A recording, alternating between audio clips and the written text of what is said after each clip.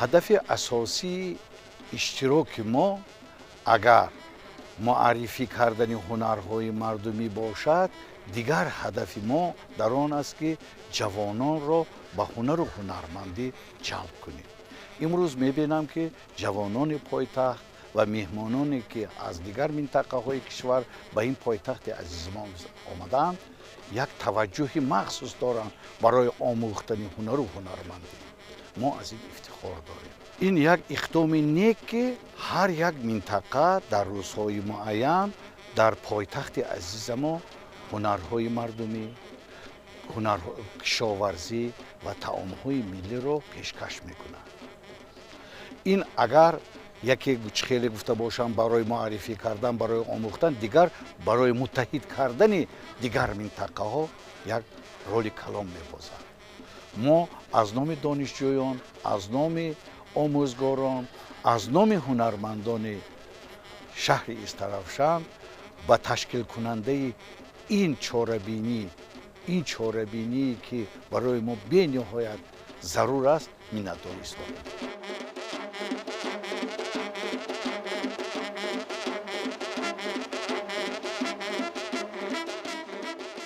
воқеан боғи дилороеро мемонад кулли ҷамъовардаҳои маҳсулоти кишоварзии 10 ҷамоат ва 22 кумитаи маҳаллаҳои шаҳри Истаравшан ки дар намоишфурӯши маҳсулоти кишоварзӣ ҳозир карданд. аз сабзавоту меваҷот сар карда то ғалладонагиҳову гӯшту тухм, асалу дигар номгӯи маҳсулоти ниёзи аввалия бо нархи дастрас ба фурӯш гузошта шуд. мана чӣ хеле ки дида истодед, мардуми азизи пойтахти кишварамон бо як хушнудӣ, бо як рӯҳии баланд, чун бо як тантана, бо як рӯҳии идона мана тамоми маҳсулотҳоро харидорӣ ва аз намоишҳои маҳсулот, аз намоишҳои ҳунарҳои мардумӣ, аз намоишҳои маҳсулотҳои саноатии шаҳри Истаравшани бостонӣ дидан намуда истоданд ва харидорӣ карда истоданд.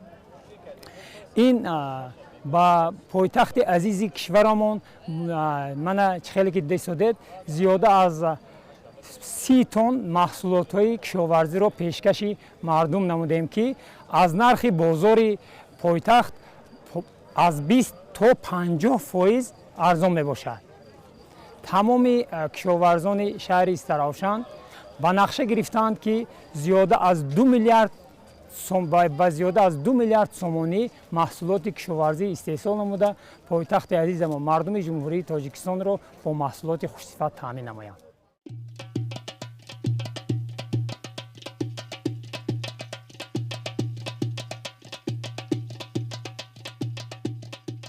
ҳунар беҳ аз симу зар. исботи ин сухани бузургон дар маҳсули дасти ҳунармандони шаҳри Истаравшан ба хубӣ таҷассуми худро ёфтааст, зеро ҳар як устои ин мавзеъ ҳунари худро аз падару бобокалони худ омӯхтаанду ном бароварданд.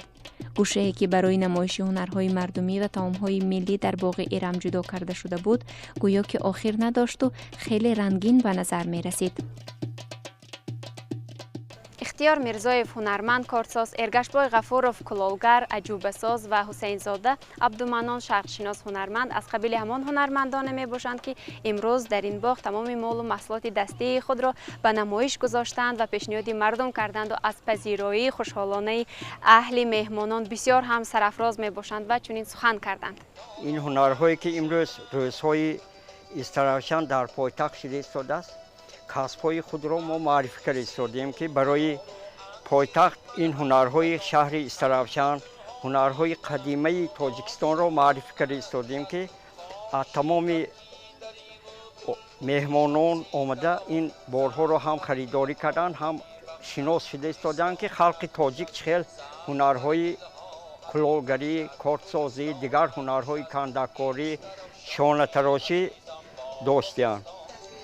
ин ҳунар аслан аз бобою бобокалономо ин мерос мондагӣ. бобо Миразим, бобо Хидир, усто Отабой, усто Халил, усто Карим мебошанд ки ман қариб 8-9 авлоди ҳунармандои Истаравшане ки аз авлод ба авлод ин касби қадимаи халқи тоҷикро ҳимоя карда мана то ҳозир давом дода истодем.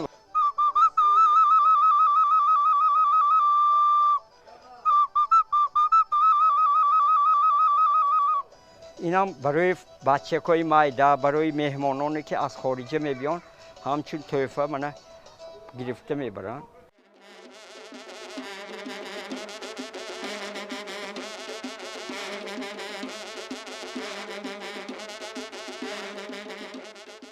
یک هنری که ما تغییر کردیم، هنری زرگری، هنری میزگری، هنری کارتسازی، سه هنر یک جای برای همین کار استفاده شده است.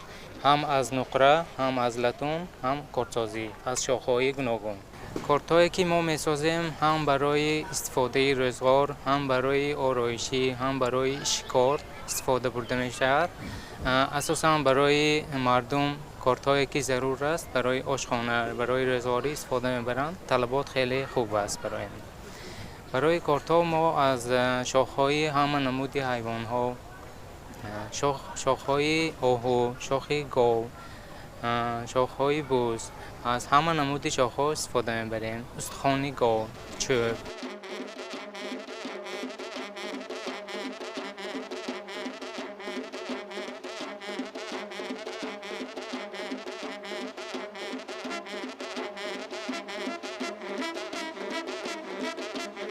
فرموده دیگری که آریایی ها هست که میگویند هر یک چیزی که پیش از آن مینوشی باید در نظر داشته باشه که در اون مور نباشد و اون مور زهری نداشته باشد و منبع زهر را باید تو از من ببری که این شاهان گذشتگان قدیمه آریایی این چیزها را استفاده میکردند. این چیز ستاره بحری است دیدیدن و این مالوسک و این میبینید ماهی رنگارنگ زیبای بحر سرخ است. من وقتی و جانورها را دیدم که در زیر آب شنا میکردن چه حسنی دارن، همه‌شون رو در یک جایگی انمین گونه اثر بدیعی ساختم. و در اینجا نوشته شده است همتا خوخت خورشته به زبان پهلوی نوشته شده است که معناش گفتار، پندار گفتار و کردار نیک. اینجا دیگر از شاهنامه به خط نسخ و به خط نستعلیق روی چوب خطاطی کرده شده.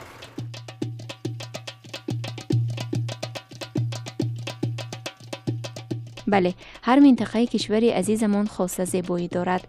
مردمانش به خود خاص عرف و عادت دارند. عجایب‌هایی نیست. از تماشای این همه عنعنه‌ها کس لذت می‌برد و به شور و هیجان می‌آید.